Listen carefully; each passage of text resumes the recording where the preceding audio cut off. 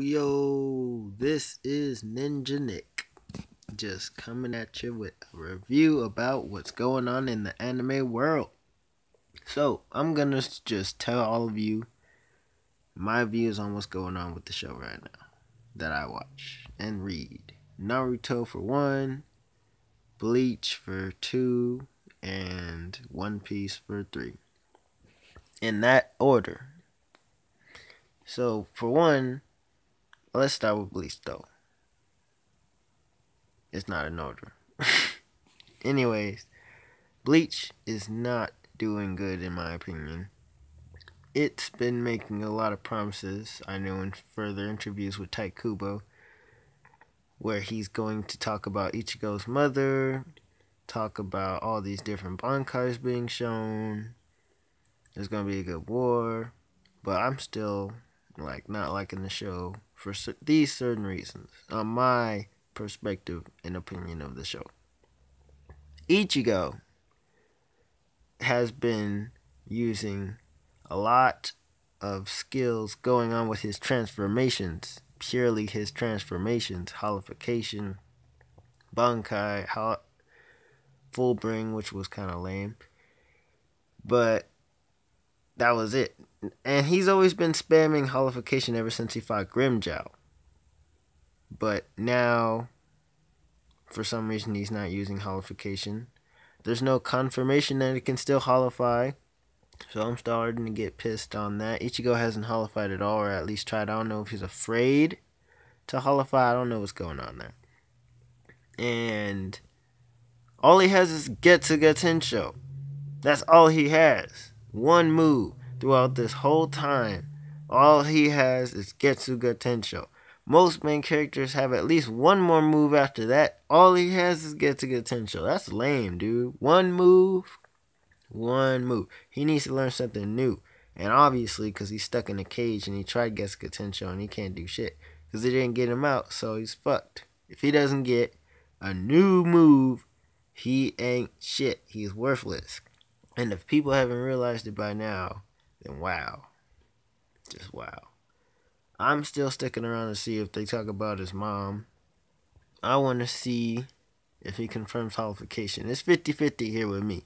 If he can't holify anymore, if he gave up holification after using Mugetsu, which failed against Aizen, by the way, then it's stupid. The whole show sucks then at that point, because it was awesome in the Soul Society arc. That drew me in. I love that show until all this epic build-up, which, by the way, Tite Kubo is really excellent at build-up, but then throws it all down the toilet at the end.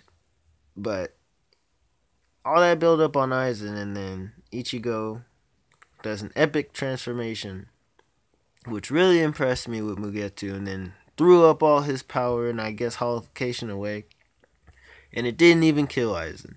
And then he threw away all his powers and he was about to be killed by Aizen, and then Urahara saved him. I don't like that at all. No.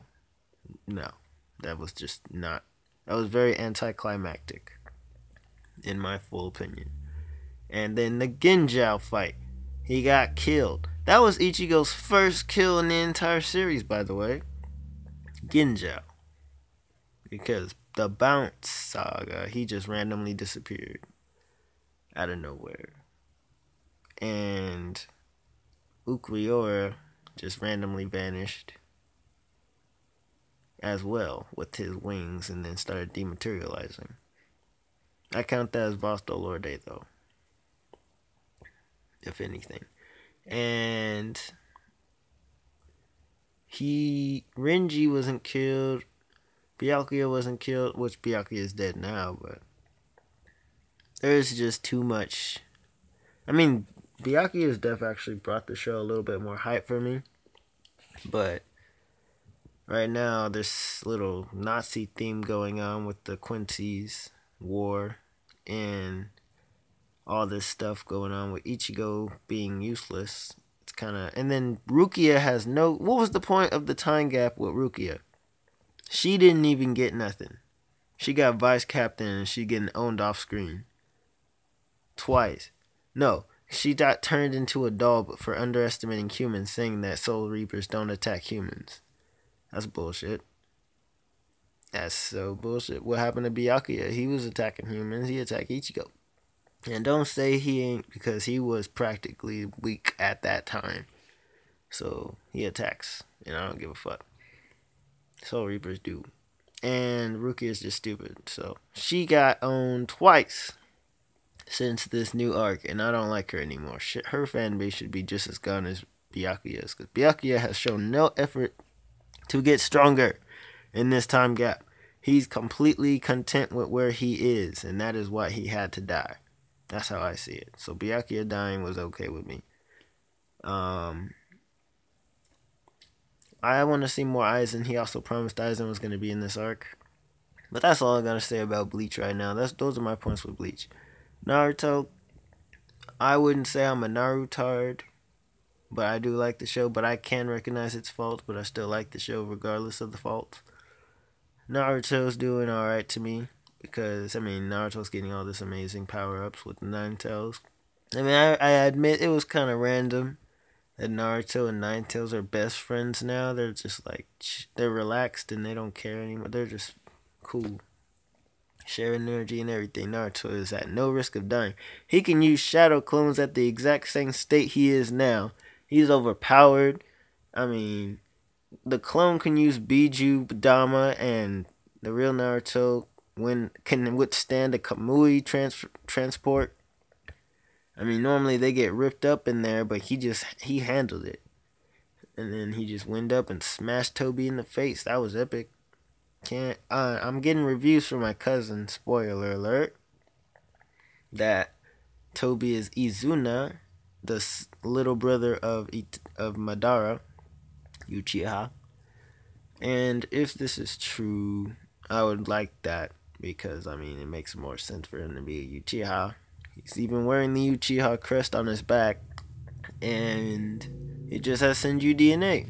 And he's jacking a bunch of other Uchiha's eyes because Madara ripped out his. So, I mean, it makes more sense for that to happen. If it was Obito, I would honestly be pissed. Because he would have to make one good flashback for that to make sense. Because when Toby attacked the fourth Hokage, Kakashi was a teenager. And Toby was older than Kakashi when Obito was supposed to be younger than Kakashi. So, how'd he get older, huh? It makes no sense. And getting out of that boulder makes no sense. At his age, makes no sense at all.